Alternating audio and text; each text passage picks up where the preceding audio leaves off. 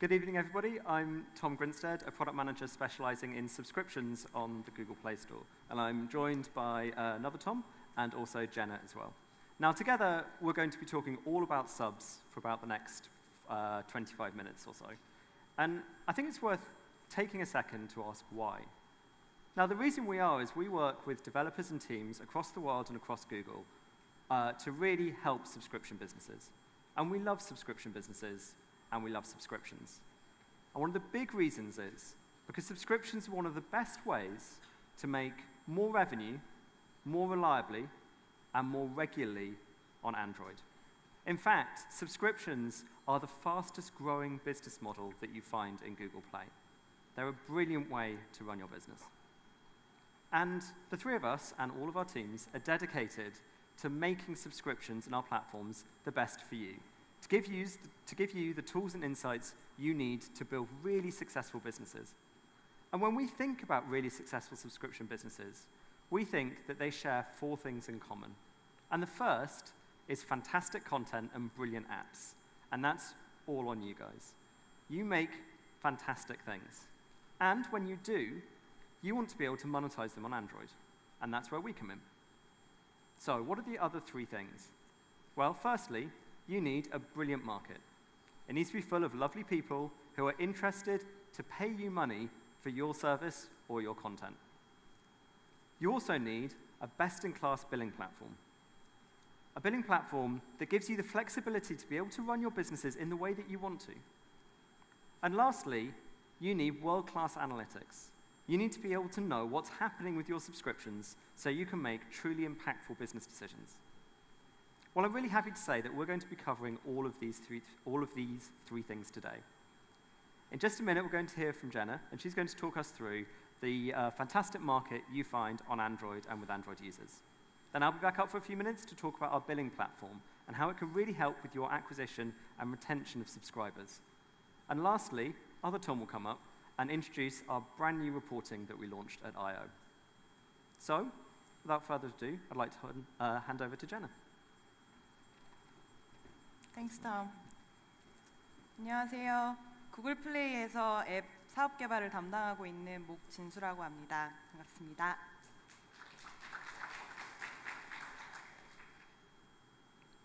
네, 보통 앱을 수익화한다고 했을 때 인앱 아이템과 또 구독 모델과 같은 비즈니스 모델을 생각해 보실 수 있는데요. 오늘은 구독 모델에 대해서 좀 더 자세히 설명을 드리고자 합니다. 구독 모델이 구글 플레이에서 굉장히 빠르게 성장을 하고 있는데요. 플레이 전체를 봤을 때 지난 한 해 동안 앱에 유료로, 그러니까 돈을 지불하고 구독을 한 그 가입자의 수가 100%나 증가를 했습니다. 1년 동안 2배가 성장한 거죠. 그리고 지난 3년 동안 구글 플레이 내에서 구독 모델을 통해서 들어온 수익이 약 10배나 증가를 했습니다. 굉장히 놀라운 수치죠. 3년 만에 10배라는 수치는 굉장히 큰데요. 이는 구글 플레이 내에서도 굉장히 빠르게, 사실 가장 빠르게 성장하고 있는 BM이기도 합니다. 물론 매달 수익이 들어오는 모델이기 때문에 그런 수치가 가능할 수도 있었겠지만 가장 중요한 것은 저희는 유저가 구독 모델을 선호하고 있기 때문이라고 생각을 합니다. 구독 모델을 통해서 예컨대 넷플릭스나 왓챠 플레이어와 같은 앱을 통해서 영화를 무제한으로 볼 수가 있고요. 또 캐치 잇 잉글리시와 같은 앱을 통해서 저희가 영어 공부를 무제한으로 할 수도 있습니다. 바로 이런 정해진 가격으로 많은 콘텐츠를 무제한으로 사용할 수 있다는 점, 이런 편리성과 그리고 경제성이 많은 유저들이 구독 모델을 점점 더 많이 활용하게 되는 이유가 아닌가 싶습니다. 저희가 최근 진행한 글로벌 유저 서베이에서 62%의 앱의 유료 구독자가 그러니까 본인이 돈을 내고 구독한 앱에는 적어도 하루에 한 번은 방문한다라고 답변을 했습니다. 그래서 굉장히 유료 구독 모델이 효과적으로 유저를 인게이지 할 수 있다는 것을 알 수가 있죠. 또 같은 서베이에서 그렇다면 수익은 어떤가? 당신들이 앱을 유료로 구독할 때 과연 얼마만큼 지불할 용의가 있습니까? 라고 물어봤을 때 유저들이 카테고리마다 다르기는 하지만 약 5불에서 20불까지 한 달에 그 정도의 금액을 지불할 용의가 있다고 답변을 했습니다. 또 관점을 좀 바꿔서 보면 여기 앱들은 이제 많은 앱들을 이미 아시는 앱들일 텐데요. 구독 모델을 이미 BM으로 활용하고 있는 그런 앱들의 리스트입니다. 개발사 입장에서 보면은 안정적으로 또 수익을 창출할 수가 있고 미래의 현금 흐름을 예측을 좀 더 효율적으로 할 수 있기 때문에 장르에 관계없이 구독 모델이 개발사 사이에서도 점점 더 인기를 얻고 있습니다. 안드로이드는 전 세계 약 20억 개의 디바이스가 있다고 일전에 말씀을 드렸는데요. 그렇기 때문에 특히 해외 마켓에 현재나 미래에 관심이 있는 개발사 여러분들이 있으시다면 진출하고자 하는 나라의 페이먼트 시스템, 그리고 세금, 보안, UX, UI 이런 여러 가지 이슈들을 구글 플레이 빌링을 통해서 한 번에 해결하실 수가 있습니다. 앞으로 이제 드릴 말씀은 안드로이드 마켓의 시장성과 구글 플레이 빌링의 편의성을 통해서 여러분들의 수익화에 조금 더 도움이 되고자 저희가 한번 정리해 본 내용들인데요. 자세한 내용은 톰이 다시 나와서 설명을 해줄 수 있도록 하겠습니다. Tom, please. Thanks very much, Jenna. Hello again. So, we just heard about the lovely market that you find on Android. And now we're going to talk a little bit about why we think that Play Billing is the best way to reach that market with subscriptions. Now, when we think about the features and tools that a really good subscriptions platform needs, we really think it boils down to a very, very simple equation. Basically, any billing platform needs to enable you to have very, very good acquisition and extremely good subscription retention. And when you have both of these things, you can really build a successful subscriptions business. So let's take a look at what Play Billing's doing to help with both of these things. So starting off with acquisition. With acquisition, there are three main things that we've been working on over the last year: extensive payment reach, flexible introductory features, and a seamless UX. We're going to talk about each one of these very quickly. Now, let's start with payment reach. We know that loads of different users want to pay for your content in various different ways. And one of the best ways to acquire more users is to support as many forms of payment as possible. Because when you allow people to pay in the way that they feel comfortable, they're more likely to do so. So, if you're really interested in expanding into Northern Europe or North America, credit cards are a predominant form of payment. And we have very, very good credit card coverage. If, on the other hand, you're particularly interested in expanding into Latin America, if you're interested in expanding into the Central European countries, then PayPal is a predominant method, and we support PayPal as well. If you're interested in Latin America, then we find that credit, so people buy gift cards and use that to put credit on their Play account, is very, very popular, which is why we enabled people last year to use credit to pay for subscriptions. And lastly, for APAC countries, we see that direct carrier billing is an extremely popular form of payment, and that's one that we've really been concentrating on recently, which is why I'm really happy to say that we now have integrated with over 140 carriers. So it's 140 carriers where their users can use DCB to pay for your subscriptions. And in fact, when we look at those 140 characters, we find that we've now enabled DCB billing for over 900 million devices worldwide. That's just a brilliant market for your subs. So, that's extensive payment reach. And now let's talk about the introductory features. We want to give you the tools so you can draw your users into your subscriptions in any way that you think is best. And we've had some of these tools for quite a long time. For instance, free trials. Free trials are a no-risk way for your users to see what they get with your subs. And in fact, when we look at our own data, we find that 78% of subscribers start with a free experience. So it's a very good way to introduce people. But not everyone's the same. Your businesses might be different, and your users might be much more interested in feeling like they're getting a good deal and value over just getting something for free. And for that, we have introductory pricing. Introductory pricing is a great way to run offers. And in fact, it's the second most popular driver for starting a subscription. A great example of a developer who used introductory pricing are Agami, a music streaming service in the Middle East. They ran an 80% off offer on White Friday, and they found that their sign-up rate increased over 400% compared to that average. And not only that, they found that these new subscribers, stayed on, and they went into being full payment recurring subscribers. So that's just 2 tools we have that you guys can use to run your acquisition and to really drive it forward. Now lastly, one thing that Play offers to users is a seamless payment UX. If you think about paying on the web or paying across other different apps, you find that the experience is really fragmented. Sometimes you need to put in a phone number, sometimes you don't. Sometimes you need to put in your address, sometimes you don't. The boxes are often in very, very different places. It can be really confusing, and it can also feel very untrustworthy for users. Play gets rid of all of this. Play replaces it with a single, one-click payment. It's super easy for users, and it feels very safe. In fact, in consumer research, we find that people just report that giving Google their payment details once feels like a very safe thing to do. Now, the reason that's really important is safety is strongly related to trust. And we know that trust is highly correlated to making a purchase. In fact, 68% of people who make purchases say that they associate the trust with the payment as part of that purchase. So, when you put all of these acquisition methods together, you find a platform that really delivers for you. A great example of that is with the New York Times. When the New York Times integrated Play billing, they saw a 125% increase in their conversion just 1 month after doing so. So that was all of acquisition. And now, let's talk about retention. Retention is really important. You don't want to lose subscribers. And we've been building tools over the last year to help you minimize that churn and increase your retention. Launched last year were grace periods.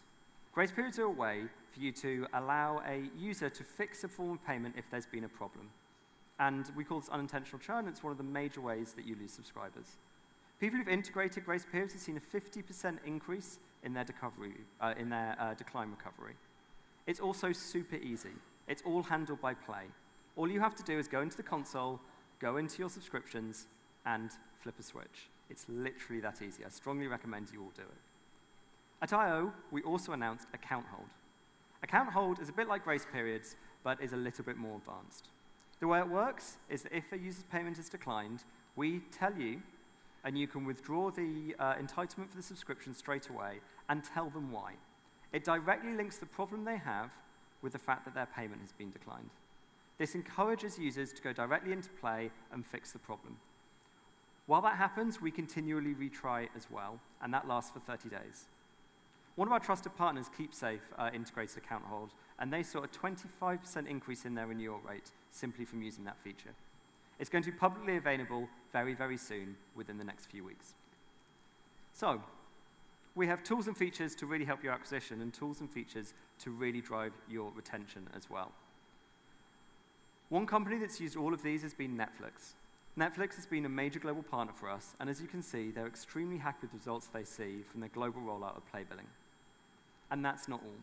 We know that you guys want more, so we're working on more flexible SKUs, in-life price changes, notification streams, and even streamlined integration and testing. So look out for more announcements from us over the next year. So that was all the tools we have to offer, and lastly, I'd like to hand over to other Tom to tell you all about our next generation reporting.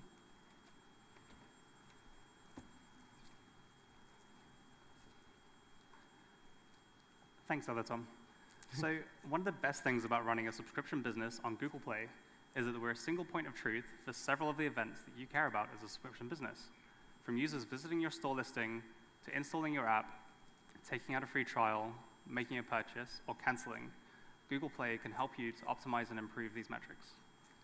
Which is why I was really pleased that at Google I/O this year, we launched the subscriptions dashboard, which is for the first time brings together all of your key metrics into one place on the Play console. Here we can include metrics such as new, active, and canceled subscriptions, 1-day and 30-day rolling revenue, and finally, we also call out the top subscriptions by revenue within your selected time period. Taken together, this report can help you to understand how your subscription business was performing in some time period. However, we think that there's a lot more that you need to run a good subscription business. And that's why I'm really pleased that last week we launched some powerful cohortized reports which can help you to understand the entire customer lifecycle from acquisition to retention and cancellation. First, we should talk about acquisition. Acquisition describes where your customers came from. We link through to our powerful cohortized acquisition funnel that Nikos talked about earlier today. This funnel can help you to understand the key conversion events in a subscription business, from a user visiting your store listing, installing your app, taking out a free trial, and going from their first to their second recurring payment. Additionally, the acquisition funnel can help you to understand how different acquisition channels perform when applied to your business. For example, you can compare organic traffic, where a user just searches in the Play Store, against AdWords traffic that you're paying for. You may find that paid traffic can lead to more or less valuable installers, and this is something you should look to optimize since you have a direct cost for these users. Secondly, we should talk about retention. And simply put, retention is just the measure of how many subscribers you still have some number of days after they initially took out their subscription. Here on the dashboard, I can see that there's an interesting event around the 30th of the month where I'm losing some of my subscribers, and I probably want to understand more. So we have a detailed report that we link to directly from the dashboard. And here we can see more information about the same retention curve. I can see that around day 30, I have a diamond on the graph.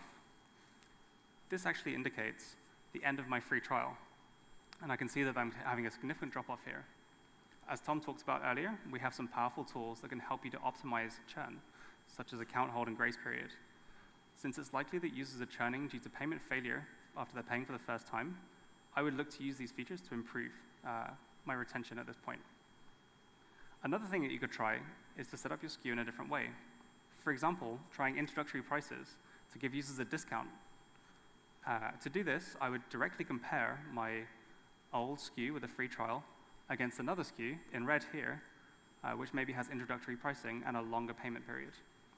Here I can see that this is actually working a lot better for my customers, and so it's something I try and roll out more over time. Comparing SKUs is a powerful feature of this report and something you should use as much as possible. Finally, we have cancellations. Simply put, a cancellation is the time at which the user decides to end their subscription, or it's ended for them. This is actually my favorite report, and I'll try and explain why later. Cancellations reports are shown as a time series, since changes in your app can result in dramatic decreases or increases in cancellations. Here on the chart, I can see an annotation on the x-axis around the 12th of January. This describes when I released a new version of my application. So there are 4 key types of cancellation to understand, and we'll go through them quickly now. A voluntary cancellation is when a user decides to cancel their subscription, typically through the Play Store or somewhere in your app. A voluntary cancellation with an uninstall is when a user decides to cancel their subscription as with a voluntary cancellation, and they also uninstall your app from every device that they own. This is probably the worst type of cancellation and something you want to try and minimize. And finally, we have involuntary cancellations here with and without uninstall. These are typically associated with payment failure and occur when Google Play cannot renew the subscriber's subscription at the end of the billing period. You can improve these with features such as account hold and grace periods, which we've launched earlier this year. So taken together, this report can help you to understand cancellations, and that's why it's my favorite report, because minimizing cancellations results in more revenue for you, the developer. Here I can see that my change that I made around the 12th of January was really positive to decrease voluntary cancellations. This is a really good event and something I try and mimic in the future with subsequent releases. So why did we do all of this? Well, we think that better reporting leads to better insights lead to better decisions, and better decisions result in better businesses. And ultimately, we feel that it's our goal to help you to succeed on Google Play with subscriptions. And with that, back to Tom. So you've heard from all three of us today. So you heard from Jenna, and she was talking to you about the fantastic market for your subscriptions and your apps that you find on Google and on Android. And then I took you through some of the new tools in our billing platform to help you get to that market, to help you run your businesses flexibly, to help you acquire more subscribers, and to help you retain them. And lastly, Tom took us through the next generation reporting that we launched this year that enables you to really see what's happening in your subscriptions so you can make the decisions that will lead you to even more success in the future.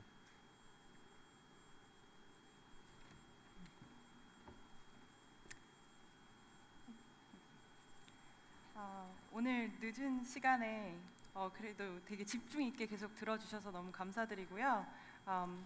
저희가 나가시면은 Ask the Speakers라고 해서 저희가 그 발표자들이 서 있는 자리가 있을 예정입니다. 그래서 좀 질문 내용이 있으시면은 나오셔서 많이 저희 찾아주시면은 좀 더 자세한 답변 드릴 수 있도록 하겠습니다. Thank you so much for your presentation today. 감사합니다. Thank you.